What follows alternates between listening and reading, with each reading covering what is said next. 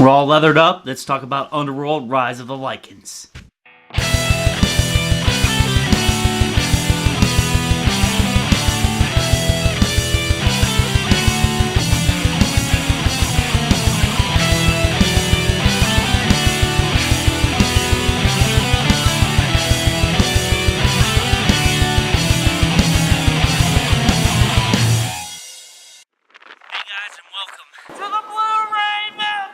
Underworld, Rise of the Lycans stars Michael Sheen, Rona Mitra, Kevin Garreau, Bill O'Neill, and is directed by Patrick Tatopoulos. I want to warn you guys right now that if you haven't seen Underworld or Underworld Evolution, this review is going to contain some major spoilers. If you want my best advice, stop this video, go watch Underworld and Underworld Evolution, then come back and join the rest of us. Public service announcement over, you have been warned. Unlike Underworld and Underworld Evolution, Rise of the Lycans is a period piece. More importantly, it's the origin story of Lucian. Guys, I have been dying to review this one. Rise at its core is a love story gone bad. That being said, they do a fantastic job of telling the story of Lucian and Sonya that was only told in flashbacks in the first film. In many ways, this is a very important film in this series. If some of the elements didn't turn out right, we could have had a huge mess on our hands. Thankfully, this was an extremely well executed prequel. Sure, we got some creative license here and there, but I was relieved to see that this was a stunning matchup to Wiseman's first installment. This was the first installment to not be directed by Len Wiseman. I have to give props to Patrick Tatopoulos for stepping up to the plate. He gave us a solid prequel to Len Wiseman's first two films. Even though there's no guns or modern day settings, this really feels like it belongs in the series. My biggest praise to him is that not only did he direct, he oversaw the creation process of the Lycans. That's a huge factor as to how this fits in the series. If your director is not going to return in the same capacity as Underworld and Underworld Evolution and only going to write the story for this film, then why not have the production designer of the first two films direct the prequel? It makes sense to me. The cinematography is once again on point and unmistakably paints this as an Underworld film.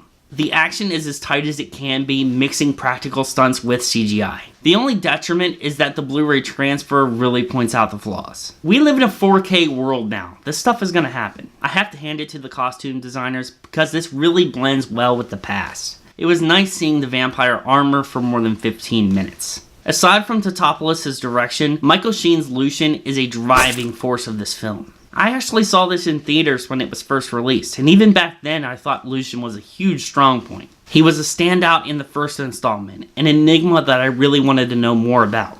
We get love, hate, and passion from his performance. He really gives me reason to root for him in the Lycan cause. Another thing that I really loved about this one is the Easter eggs. Being that this is a prequel, we have characters from the first two installments returning, like Stephen McIntosh's Tanis from Underworld Evolution and Kevin Garreau's Raz from Underworld. Speaking of Kevin Garreau, it was really interesting to see how his character came into this story. I really loved seeing how he came to have a bond with Lucian. Brothers to the end, man.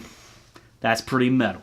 Like the Wiseman-less direction, this is the first Underworld not to star Kate Beckinsale. Keep together, Zach. It's gonna be okay. This time around, we get Rona Mitra as Sonya. She's a beautiful actress, and in my opinion, she's a suitable replacement for Celine. She was believable in fight scenes, and she really played well off of Michael Sheen's Lucian. Bill Nye is once again a force as the evil vampire lord Victor. I honestly can't get enough of his character. Yes, I know he's evil in What's to Come of Him in the first film, but there's some scenes in here that really play pretty hard on the heart, man. I've seen this film too many times to count, and I still catch myself trying to do this. Really, man? Did you have to do that? Let's wrap this up before I really start crying. Oh, God. In the end, guys, I'm gonna have to give Underworld Rise of the Lycans a metal claw. I had a lot of fun with this film. I'll admit it, there's a lot of bad prequels out there. Is Rise one of them? For me personally, I'm gonna have to say no. They also gave us an incredible hero in the form of Lucian. Let's have some fun. I want you guys to do something for me, okay? I want you to watch Underworld Rise of the Lycans and then watch the first two films. I've done it myself quite a few times and it really changes the way I think about the series. Alright guys, that's been my review of Underworld Rise of the Lycans. What did you think? Let me know down in the comments down below. Guys, that's 3 down. We only have 1 more to go until Underworld Blood Wars. If you want to see my review of Underworld Awakening, hit that subscribe button. That's the best way to check it out. Like I said, guys, I'm trying to get these out as soon as possible. I actually went and saw Underworld Blood Wars before I filmed this review. I have that review on my phone. I need to get Underworld Awakening to you guys, and then we can do that review. Like I said before, guys, I'm also getting ready to roll out my first series of reviews in my Cavern of Terror series. I'm doing the Hatchet trilogy, starting with my review of Hatchet. It's going to be a fun time, guys. I know a lot of people love these movies. I can't wait to get these reviews out to you. I would appreciate it, guys, if you follow me on Facebook, Twitter, Instagram, and LetterBoxd, because you know I have them. But most importantly, guys, this has been Zack versus the Blu-ray Mountain. Stay metal, my friends.